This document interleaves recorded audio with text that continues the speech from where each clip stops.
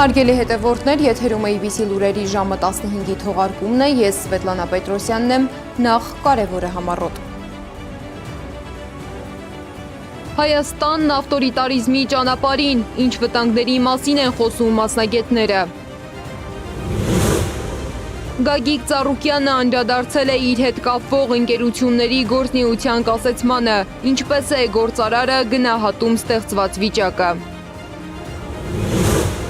Multistone ընկերության աշխատակիցները արդեն 10 օր է հարկադիր պարապուրդում են, ինչ են պահանջում կառավարությունից։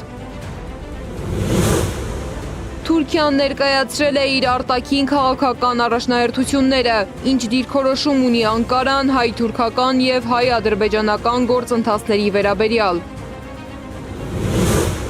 Հայաստանում մեկնարկել է կենսաչափական նոր անձնագրերի տպագրությունը, երբ կկարողանան քաղաքացիները ստանալ նոր փաստաթղթերը։ Եվրահանձնաժողովի նախագահը ժամանել է Կիև, ինչ նոր աջակցություն կստանա Ուկրաինան Եվրոպայից։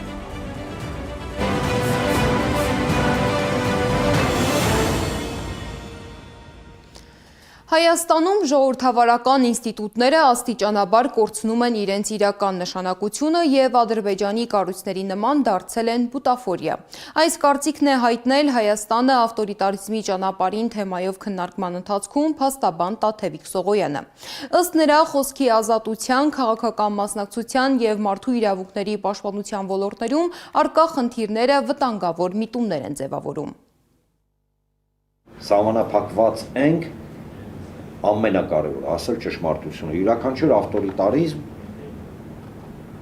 յուրաքանչյուր ֆաշիզմ, յուրաքանչյուր դիկտատուրա սկսում է բոլոր երկրներում և բոլոր էթնոքաղաքական միավորներում նույնաբովանդակ։ Սկզբից գայթակղում է, սկզբից մարդիկ սիրահարվում են, սկզբից մարդիկ անվերապահորեն հավատում են, հետո մարդկանց հետ զուգահեռ այդ հավատքի դեպի իշխանություն կորստի հետ զուգահեռ բարձրանում են ճնշումները։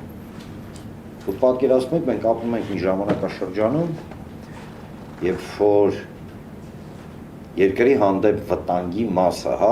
օրինակ հնչեցնելուց, դուս ես գալի ասում ես վտանգ է, օրինակ, չգիտեմ, ներողություն, օրինակ, գիտեմ, Ադրբեջանը ուզում է Արևմտյան Ադրբեջան ձևավորի Հայաստանի տեղը։ Երբ որ դու դա արտաբերում ես, դու ընկնում ես մի իրավիճակի մեջ, երբ որ քեզ սկսում են ենթարկել կտանքների։ Երբ որ ադրբեջանցի այդ պրո-ալիևյան կլանից ինչ-որ մեկին հարցում են, ասում են Ադրբեջանը ժողովրդավար է, թե չէ, ասում է Ադրբեջանում կան ժողովրդավարական ինստիտուտներ, այսինքն այդ բուտաֆորիաները կան, մի հատ կա մարդու իրավունքների պաշտպան, մի հատ կա, չգիտեմ, խորհրդարան, կան այդ ժողովրդավարական մարմիններ, որ կոչված են, բայց իրենք իրապես բովանդակային իմաստով արդյոք իրենց գործառույթները անում են, որպեսզի Հայաստանում լինի ժողովրդավար միջավայր, կարծում եմ, որ ոչ։ Իսկ քաղաքական և իրավական գործընթացների հետևանքների մասին խոսում են ոչ միայն իրավապաշտպանները, այլև այն մարդիկ ու կառույցները, որոնք հայտնվել են քրեական գործերի և սահմանափակումների կենտրոնում։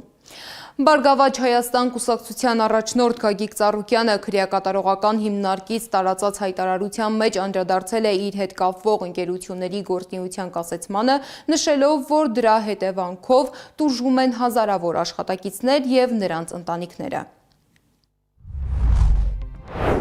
Ինձ համար այս օրերին ամենացավալին այն է, որ ինձ հետ փոխկապակցված բոլոր ձեռնարկություններում մարդիկ զրկվել են աշխատանքի գնալու, իրենց օրվա հացը վաստակելու հնարավորությունից։ Աշխատող բարիք ստեղծող ձեռնարկությունները կանգնեցվել են։ Հասկանում եք, թե դա ինչպիսի հարված է բիզնեսի ամբողջական ոլորտի համար երկրի կտրվածքով և ինչպիսի հարված է արդար քրտինքով վաստակող աշխատող մարդկանց համար։ Իմ հանդեպ հարուցված անարդար գործը որևէ առնչություն չունի այդ հիմնարկների հետ։ Բոլորը գիտեն, որ ես շատ վաղուց դուրս եմ եկել այդ ձեռնարկությունների կառավարումից, ոչ մի կապ չունեմ դրանց ընթացիկ հարցերի հետ, չեմ միջամտել աշխատանքներին։ Այնուհանդերձ բոլորին հասկանալի է նաև, որ այդ ձեռնարկությունների ապօրինի կասեցումն արվում է ինձ ցավ պատճառելու համար։ Ես ուզում եմ հույս հայտնել, որ բանականությունն ի վերջո կվերականգնվի և ի վերջո չեն խոչընդոտի այդ ձեռնարկությունների աշխատանքներին։ Այդ ձեռնարկություններն աշխատանքով են ապահովում հազարավոր մարդկանց, դրանց հետ առնչվում են տասնյակ հազարավոր այլ գործընկերներ,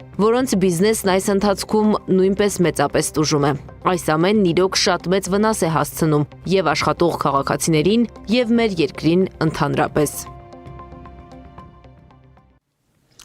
10-րդ օրն է բնական քարերի արդյունահանմամբ ու մշակմամբ զբաղվող Multistone ընկերությունը կապարակնքված է։ Գործազուրկ դարձած աշխատակիցները ամեն օր գալիս են գործարան հասկանալու երբ են վերադառնալու աշխատանքի։ Աշխատակիցների խոսքով ստեղծված իրավիճակը սոցիալական լուրջ խնդիրներ է առաջացրել։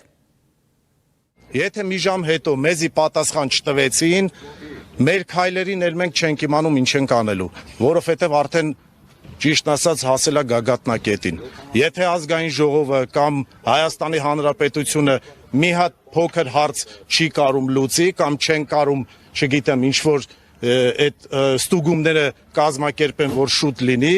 մենք էլ չենք կարում համբերենք։ Սպասում ենք, որ երևի կառավարություն կա, էլի կգան մի պատասխան կտան, կասեն արեք կամ մի արեք կամ մի բան կասեն, որ փոխանական մի պատասխան տան գվարձա են բերում բրները, չենք ասում, ես ինչ է կատարվում։ Իշխանության հասցեին քննադատական գնահատականներով է հանդես եկել նաև Մայր Հայաստան կուսակցության նախագահ Անդրանիկ Թևանյանը։ Քրեակատարողական հիմնարկից հրապարակած գրառման մեջ նա խոսել է ամբողջատիրական համակարգերի մասին, պնդելով, որ գործող իշխանությունը ձևավորում է կառավարման այնպիսի մոդել, որտեղ իշխանության պահպանումը վերածվում է ինքնանպատակի։ Ամբողջատիրական պետության գործունեության գլխավոր նախապայմաններից մեկն այն է, որ հասարակության մեծամասնությունը հավատա պաշտոնական գաղափարախոսությանը կամ այդ մեծամասնությանը ստիպեն հավատալ դրան։ Կարևոր նախապայման է նաև ամբողջատիրության ձգտող իշխանության հանրային լեգիտիմության առկայությունը։ Քաղաքացի Նիկոլ Փաշինյանն ամբողջատիրական պետություն եւ իշխանություն է ձևավորում առանց իզմի։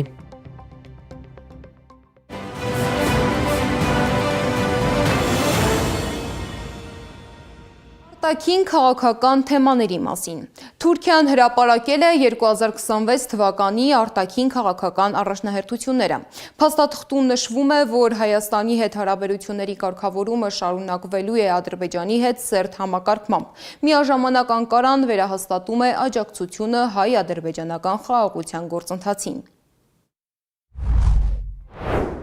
Հայ-թուրքական եւ հայ-ադրբեջանական գործընթացները պետք է առաջ շարժվեն համակարգված ձևով տարածաշրջանում երկարաժամկետ կայունություն, բարգավաճում եւ անվտանգություն ապահովելու համար։ Նպատակն է, որ մեր ռազմավարական գործընկերությունը նպաստի Հարավային Կովկասում խաղաղությանը, բարգավաճմանը եւ կայունությանը երկկողմ եւ բազմակողմ նախաձեռնությունների միջոցով։ Միաժամանակ մեր սերտ գործակցությունն ու համակարգումն Ադրբեջանի հետ վճռականորեն կշարունակվի տարածաշրջանում հարաբերությունների կարգավորման գործընթացների շրջանակներում։ Տարածաշրջանային զարգացումների ֆոնին ուշադրության կենտրոնում է նաև Ադրբեջանի տնտեսական վիճակը։ Պաշտոնական տվյալներով երկրի ռազմավարական արժութային պահուստները տարվա առաջին կեսին նվազել են մոտ 5 միլիարդ դոլարով։ Ինչ հետևանքներ կարող է ունենալ այդ գործընթացը Ադրբեջանի տնտեսության եւ տարածաշրջանային քաղաքականության համար եւ ինչ ռիսկեր կարող է ստեղծել Հայաստանի համար, ռեպորտաժում։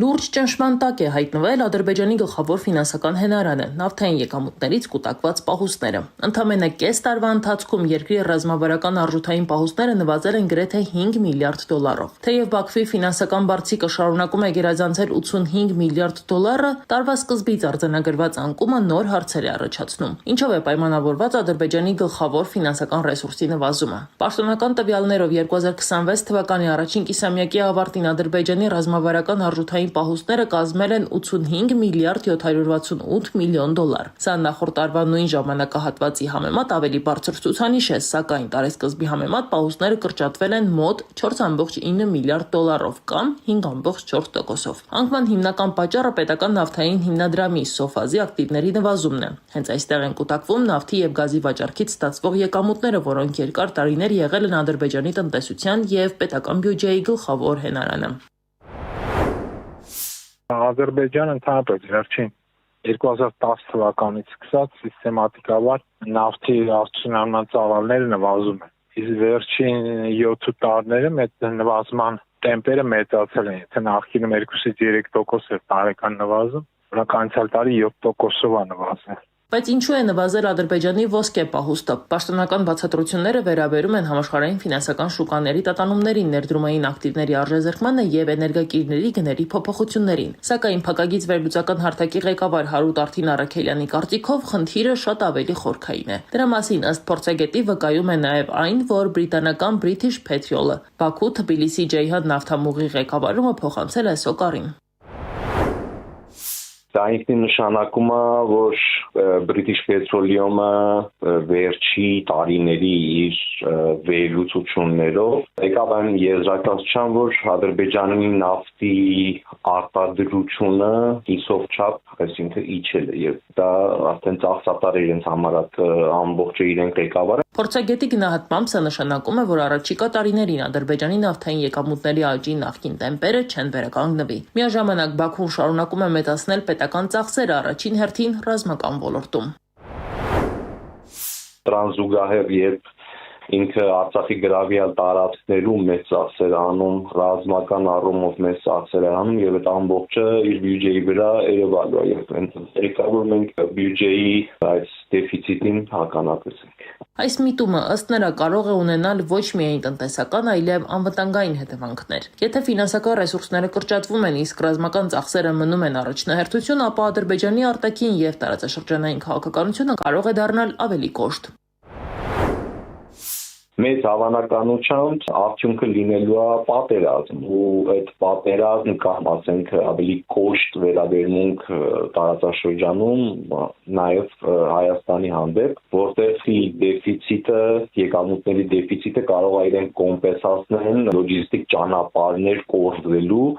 եւ այդ լոջիստիկ ճանապարհները արևմուտքի վրա վաճառելու համար։ Էներգետիկ անվտանգության փորձագետ Արմեն Մանվելյանի խոսքով նավթային եկամուտների նվազումը կանգնեցնելը դժվար կլինի, քանի որ Ադրբեջանում վերջին տարիներին խոշոր նավթային նոր պաշարներ չեն հայտնաբերվել։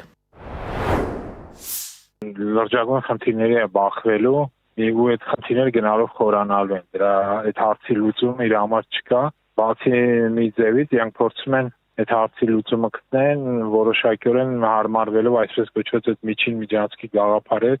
միջանց դառնան արևմուտք արևելք կապելու համար հույս ունենալը, որ դա կարող է հետագամյանց եկամուտ բերի նավթադոլարների փոխարեն, բայց ես չեմ կարծում, որ միջին միջանց կոչվածը ինչ-որ հեռանկար ունեցող ծրագիր։ Մանվելյանի գնահատմամբ, եթե Բաքուն փորձի փոխհատուցել նվազող եկամուտները նոր տնտեսական աղբյուրներով, ապա Սյունիքի նկատմամբ հետաքրքրությունը կարող է ել ավելի մեծանալ, ոչ միայն նրա աշխարհագրական դիրքի, այլև ընդերքային ռեսուրսների պատճառով։ Փորձագետը կարծում է, որ նման սցենարը Հայաստանի համար ստեղծում է լրացուցիչ անվտանգային ռիսկեր, որոնք պետք է հաշվի առնել պետական ռազմավարական պլանավորման ընթացքում։ Իսկ Բրյուսելում կրկին ուշադրության կենտրոնում է եղել Ադրբեջանում պահվող հայ գերիների հարցը։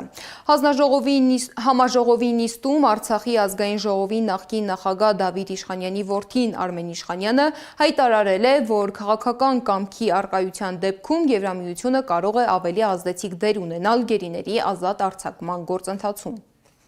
Ցավոք նկատում ենք, որ Եվրոպական խորհրդարանի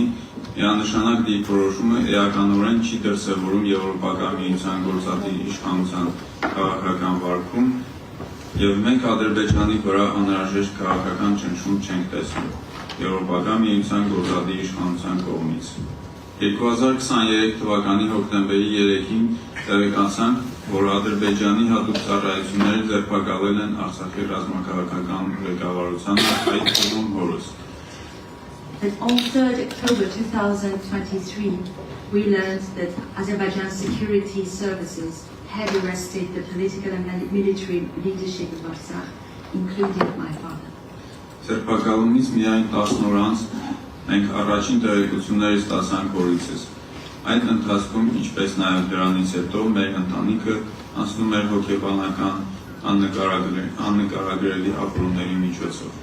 Չնայած երբեմն կարճ հեռախոսազրույցներ ենք ունենում, սակայն մեր մտահոգություններն ու անհանգստությունները փարատված չեն։ Հորս առողջական վիճակի, պահման պայմանների, նրա նկատմամբ վերաբերմունքի վերաբերյալ, հաշվի առնելով նաև Ադրբեջանում մարդու իրավունքների վիճակը։ Արդեն 1000 օրից ավելի է մենք մշտական անհանգստության ու ծանր ապրումների մեջ ենք։ Ադրբեջանում մեկնարկած կեղծ դատավարության արդյունքում հայրս դատապարտվեց ցմահ ազատազրկման։ Սակայն կարծում եմ կարիք չկա անդրադառնալու այդ դատավարության շինց ու բնույթին։ Իսկ աշնանը հայկական կարմիր անձնագրերը հասանելի կլինեն։ Ներքին գործերի նախարարությունը հայտարարել է, որ արդեն մեկնարկել է նոր անձնագրերի լայնածավալ տպագրությունը։ Ներքին գործերի նախարար Արփինե Սարգսյանը ներկայացրել է առաջին նմուշը, այն անվանելով աշխարհի ամենաանվտանգ փաստաթղթերից մեկը։ Այսօր տվեցի լայնածավալ տպագրության մեկնարկը։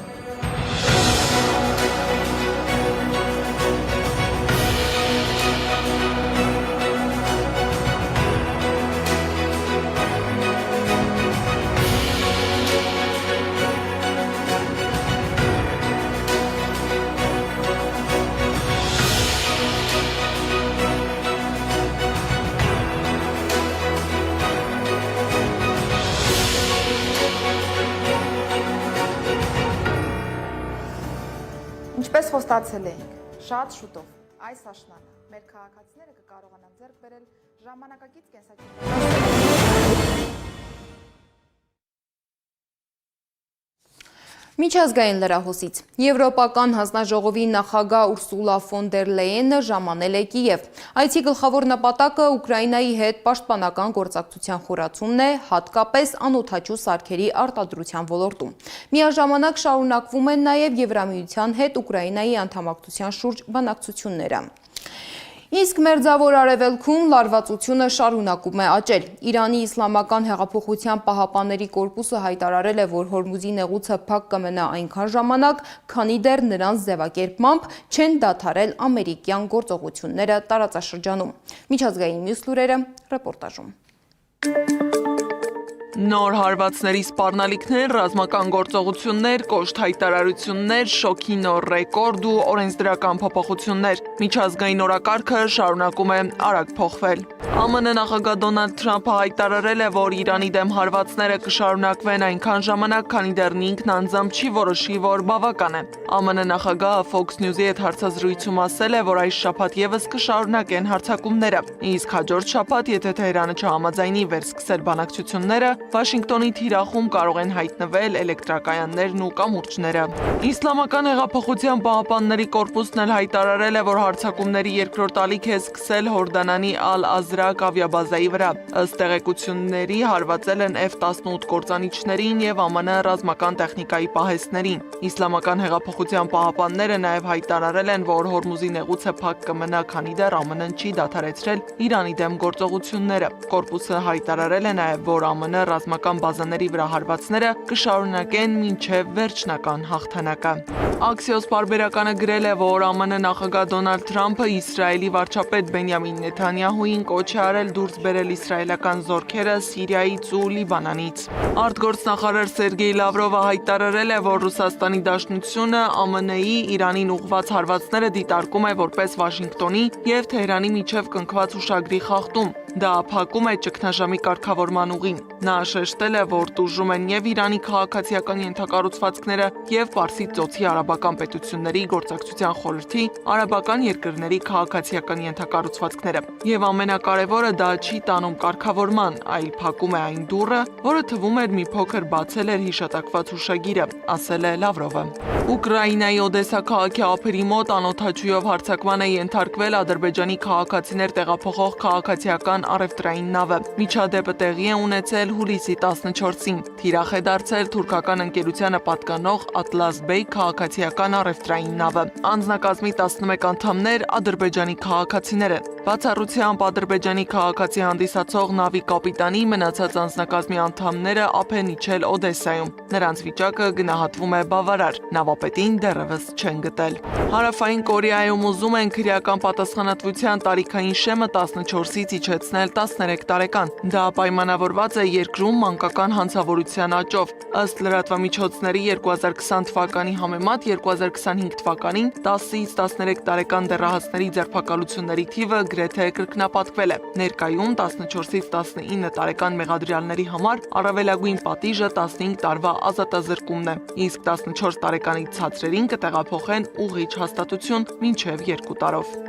Անցած շաբաթ Ճապոնիայում ավելի քան 4500 մարդ հոսպիտալացվել է ջերմային հարվածի պատճառով։ Երկրի փրկարար ծառայությունը հայտնել է, որ հուլիսի 6-ից 12-ն ընկած ժամանակահատվածում ջերմային հարվածով հոսպիտալացվել է 4580 մարդ, եւս 7-ը մահացել են։ Մայիսի սկզբից, երբ նախարարությունը սկսել է հրապարակել վիճակագրությունը, հոսպիտալացվածների թիվը գերազանցել է 13000-ը, իսկ մահերի թիվը հասել է 12-ի։ Ճապոնիայում ամենաշոգ եղանակը սովորաբար գրանցվում է հուլիսին եւ օգոստոսին։ Հուլիսի 14-ին Կոտի պրեֆեկտուրայում օդի ջերմաստիճանը հասել է 38.4 աստիճան Ցելսիուսի, իսկ Տոկիոյից ոչ հեռու գտնվող Գումմա պրեֆեկտուրայում 37 աստիճանի։ Գառնի Մութաֆյան, Գեգամ Ղազարյան, ABC Media։ Այս ժամի համար նախատեսել էինք այսքանը, շարունակեք հետևել մեզ սոցիալական բոլոր ցանցերում կամ այցելեք մեր պաշտոնական կայք 3w.abcmedia.am։ Շնորհակալություն, որ մեզ հետ էիք։ ABC Newsroom հաղորդման հերթական թողարկումը ժամը 18-ին է, տաղավարում կաշխատի Աննա Սարգսյանը։